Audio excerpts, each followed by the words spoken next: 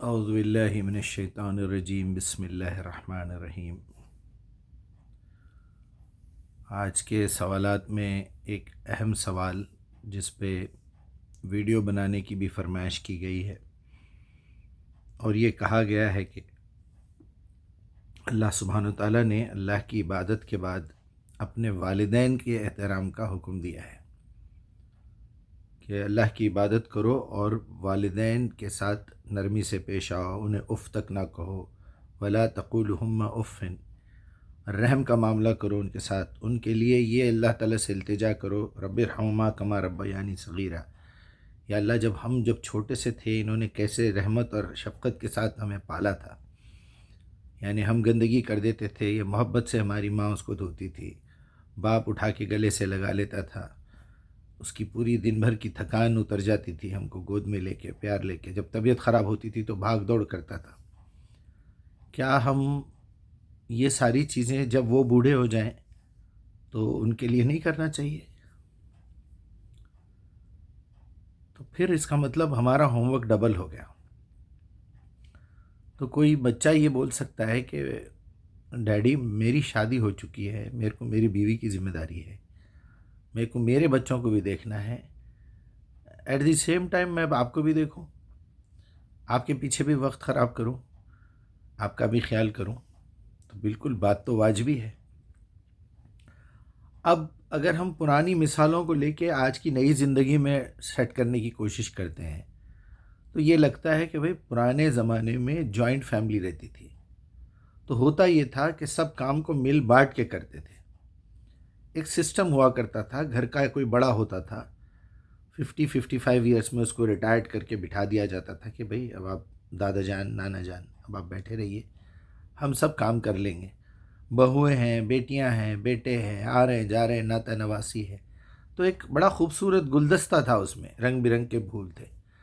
اب تو معاملہ یہ ہے کہ 6 مہینے بڑی مشکل سے بیٹا اور بہو ایک ساتھ رہتے ہیں، ماں باپ کے، پھر بولتے بھئی وہ مما آپ کی اور ہماری بیگم کی طبیعت نہیں بن رہی، لہٰذا لڑائی جھگڑے کرنے سے بہتر ہے گھر الگ کر لیں گے۔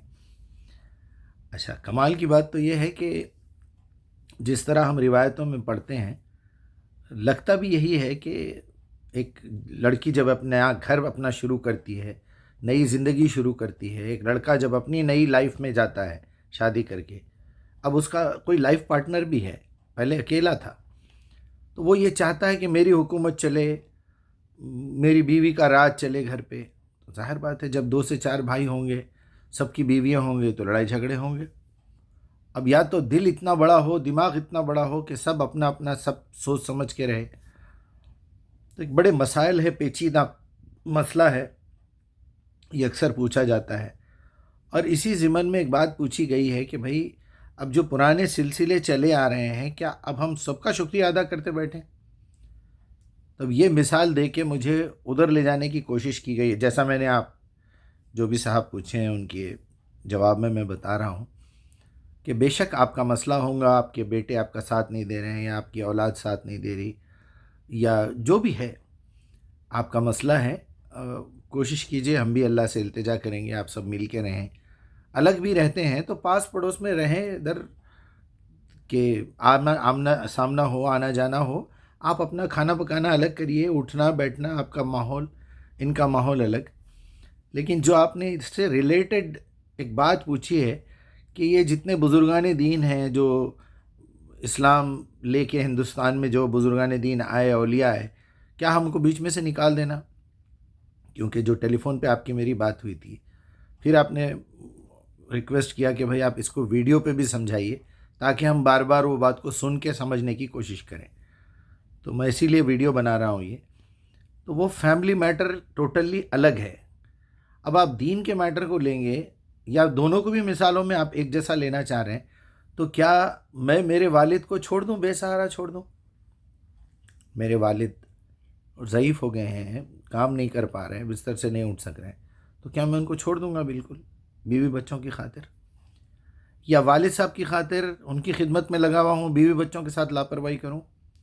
بیلنس لے کے چڑھنا پڑے گا۔ یہی مسئلہ بزرگان دین کا بھی ہے۔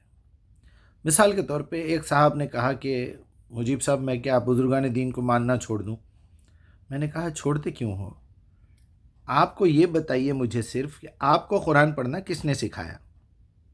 ابھی آپ رسول کو نہیں جانتے تھے، اللہ کو نہیں جانتے تھے، قرآن کو نہیں جانتے تھے، چھوٹے سے تھے، آپ کو مولوی صاحب نے پڑھایا.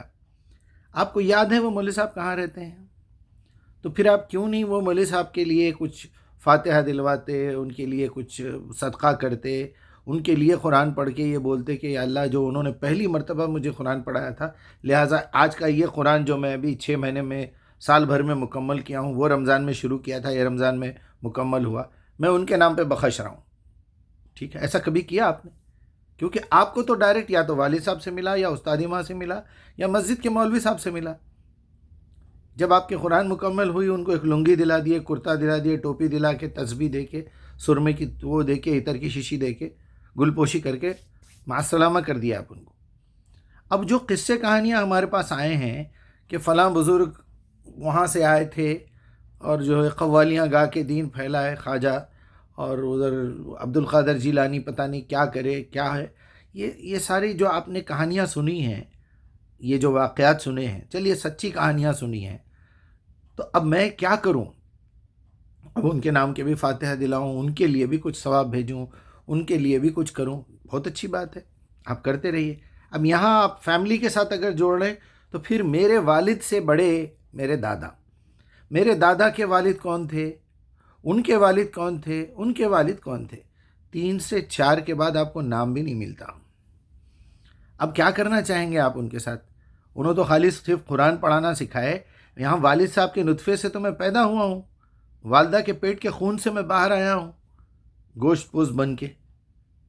میں ان کے لیے خدمت کر رہا ہوں، ٹھیک ہے، دادا دادی کی بھی خدمت کر رہا ہوں، نانا نانی کی بھی خدمت کر رہا ہوں، ٹھیک ہے. اب پردادا پردادی کو کہاں سے لاؤں گا میں؟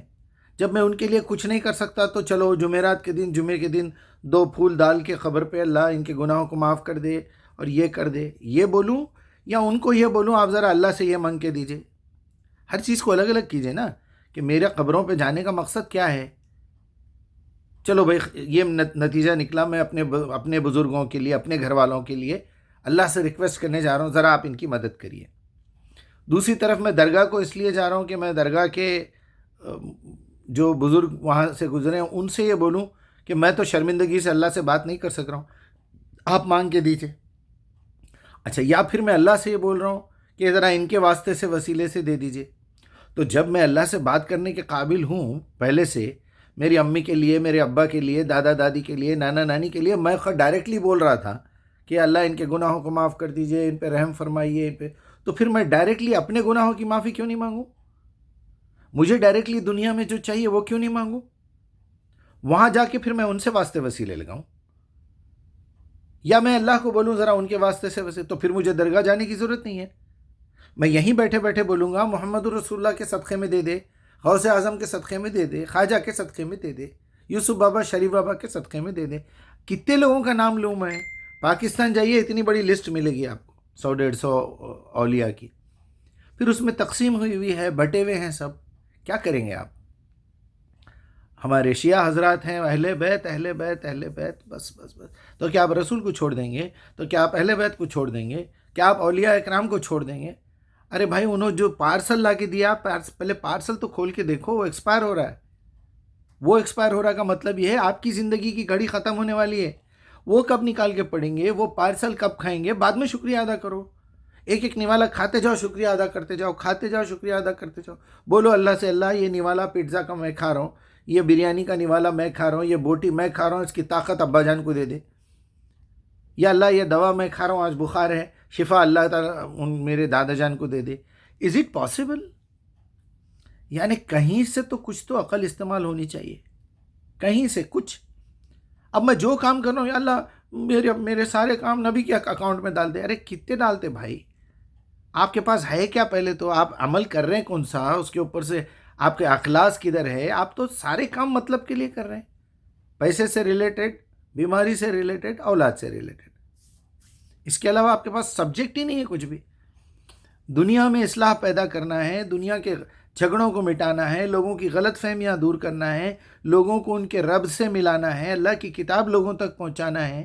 جو بڑے ہمارے محنت کر کے ہم تک پہنچائے ہیں اور یہ بولے ہیں ہمارے پیچھے مت پڑو، ہمارے سے ہر سوال مت کرو، تمہارے سارے سوالات کا جواب قرآن میں موجود ہے۔ جو بات تمہارے کو سمجھ میں نہیں آ رہی قرآن میں، تمہاری شہرت سے زیادہ اللہ بول رہا ہے میں قریب ہوں، تمہارے گلے سے آواز نکلنے سے پہلے میں جانتا ہوں۔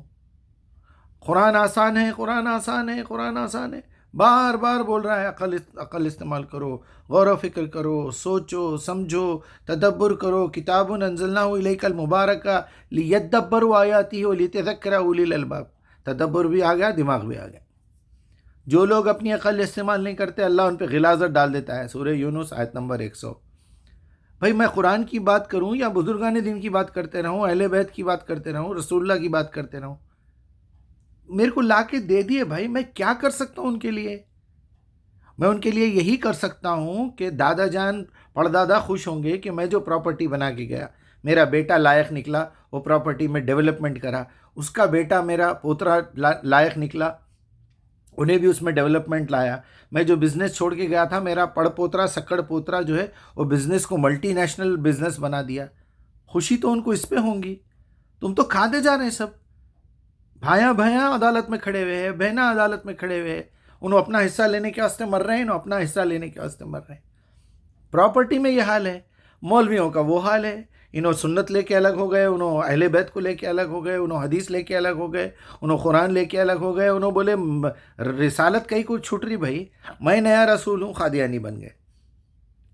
یعنی آپ ذرا اندازہ کیجئے، جائیداد کے ٹکڑے ٹکڑے ہو جا رہے ہیں۔ وَاعْتَصِمُوا بِحَبْلِ اللَّهِ جَمِيعًا وَلَا تَفَرَّقُوا۔